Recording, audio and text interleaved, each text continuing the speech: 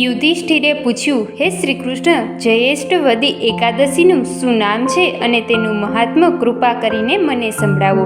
મિત્રો, આજના વિડીયોમાં આપણે જયેષ્ઠવદી યોગિની એકાદશી વિશે વાત કરવાના છીએ.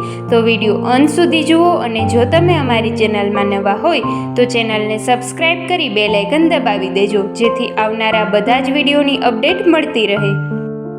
ત્યારે શ્રી કૃષ્ણએ કહ્યું, હે રાજન, ભોગ તથા મોક્ષ આપનારી વ્રતની કથા સાંભળો. જ્યેષ્ઠ માસના કૃષ્ણ પક્ષની એકાદશીનું નામ યોગિની છે. સંસાર રૂપ સમુદ્રમાં ડૂબેલાનો ઉદ્ધાર કરનારી ત્રણેય જગતમાં સારરૂપ છે. શિવની પૂજા કરનાર કુબેર અલકાનગરીનો અધિપતિ હતો. તેનો હેમમાલિની નામનો પુષ્પ લાવનાર નોકર હતો. તેને વિશાલક્ષની નામની સુંદર પત્ની હતી. બંને પતિ પત્નીમાં ખૂબ જ પ્રેમભાવ હતો. એક દિવસ હેમમાલિની માનસરોવરમાંથી પુષ્પ લઈને ઘેર આવ્યો અને પત્નીના પ્રેમમાં ત્યાં જ રોકાઈ ગયો. અને તે કુબેરના આવાસે પુષ્પો આપવા ગયો નહીં. આ બાજુ કુબેર શિવ પૂજન કરતો હતો. મધ્યાહન સુધી પણ પુષ્પો આવ્યા નહીં. આ બાજુ પુષ્પો આપવાના ભૂલી જઈને હેમમાલી પોતાની પ્રિયા સાથે વિહાર કરતો હતો. આથી કોપાયમાન થઈને કુબેરે યક્ષોને તપાસ કરવા મોકલ્યા. ત્યારે યક્ષોએ કહ્યું, હે મહારાજ, એ તો ઘરમાં રહી પોતાની સ્ત્રી સાથે યથેચ્છા વિહાર કરે છે. આ સાંભળી કોપાયમાન થયેલ કુબેરે હેમમાલીને પાસે બોલાવ્યો અને તે ડરતો કુબેરની પાસે ગયો. ત્યારે કુબેરે કહ્યું, હે દુષ્ટ દુરાચારી, પુષ્પ ન પહોંચાડી તે દેવોનો અપરાધ કર્યો છે. માટે તું કોઢિયો થા, સ્ત્રીથી છૂટો થા અને અધમ સ્થાનમાં જઈને પડ. આવી રીતે શાપને પામ્યો. આથી હેમમાલી ભયંકર વનમાં પડ્યો અને કોઢ ફૂટી નીકળવાથી પીડા પામતો હતો.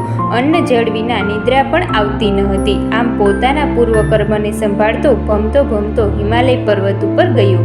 ત્યાં મુનિ શ્રેષ્ઠ મહાતપસ્વી એવા માર્કંડેય તેમને જોવામાં આવ્યા. પછી હેમમાલી તેમના આશ્રમમાં ગયો અને મુનિરાજના ચરણમાં નમસ્કાર કર્યા. તેને કોઢિયો જોઈને મુનિ બોલ્યા, તને કોઢ સાથી નીકળ્યો છે? તારી આવી દશા કઈ રીતે થઈ છે તે મને તું વિગતવાર કહે. ત્યારે હેમમાલીએ કહ્યું, હું યક્ષરાજ કુબેરનો નોકર છું. મારું નામ હેમમાલી છે. કુબેરના શિવપૂજન માટે દરરોજ હું સમયસર પુષ્પ લાવતો હતો. એક દિવસ કામાતુર એવો સ્ત્રી સુખમાં મગ્ન થઈ જવાથી પુષ્પ પહોંચાડી શક્યો નહીં અને કોપાયમાન કુબેર દ્વારા મને આ શાપ મળ્યો છે. તેથી મારી આવી દશા થઈ છે.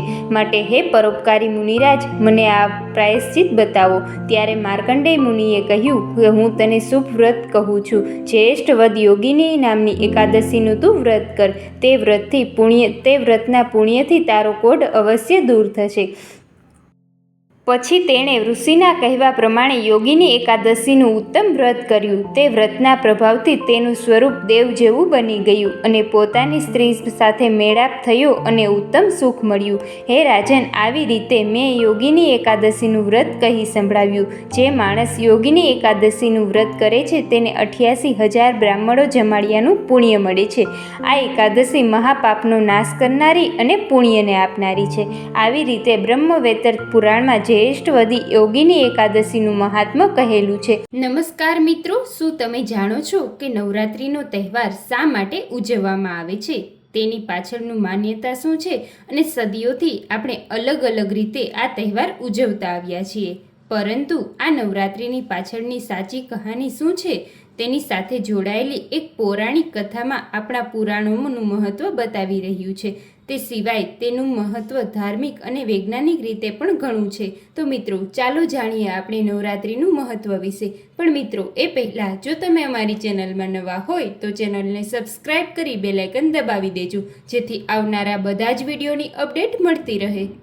મહિષાસુર નામનો એક ખૂબ જ શક્તિશાળી રાક્ષસ હતો. તે અમર થવા માંગતો હતો. તેની ઈચ્છા પૂરી કરવા માટે તેને બ્રહ્માની કઠોર તપસ્યા કરી હતી.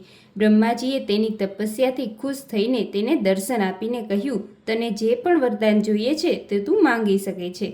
મહિષાસુરે પોતાના માટે અમર થવાનું વરદાન માંગ્યું. મહિષાસુરની આ વાત સાંભળીને બ્રહ્માજી બોલ્યા, જે આ પ્રકારે સંસાર પેદા થયો છે તેનું મૃત્યુ નિશ્ચિત છે, એટલા માટે જીવન અને મૃત્યુ છોડીને મન માંગ્યું વરદાન માંગ. એવું સાંભળીને મહિષાસુરે કહ્યું, ઠીક છે પ્રભુ, મને એવું વરદાન આપો કે મારું મૃત્યુ ન તો કોઈ દેવતા કરી શકે, ન કોઈ અસુરના હાથે થાય, મનુષ્યના હાથે તો કોઈ સંજોગોમાં ન થાય, જો થાય તો કોઈ સ્ત્રીના હાથે થાય.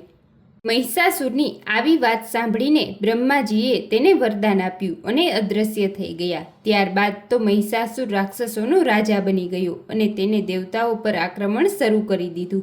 દેવતાઓ એકજૂટ થઈને મહિષાસુરનો સામનો કર્યો, પરંતુ નિષ્ફળતા મળી.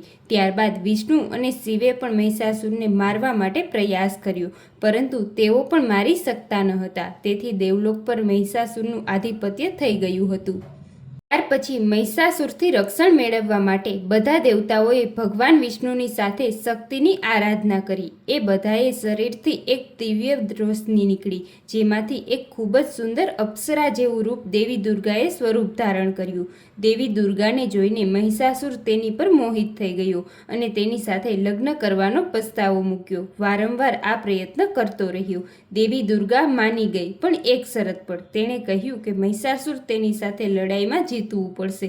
મહિષાસુર માની ગયો અને પછી લડાઈ શરૂ થઈ. તે લડાઈ 9 દિવસ સુધી ચાલી. 10મા દિવસે દેવી દુર્ગાએ મહિષાસુરનો અંત કરી દીધો. ત્યારથી આ નવરાત્રિનું પર્વ મનાવવાની શરૂઆત થઈ છે.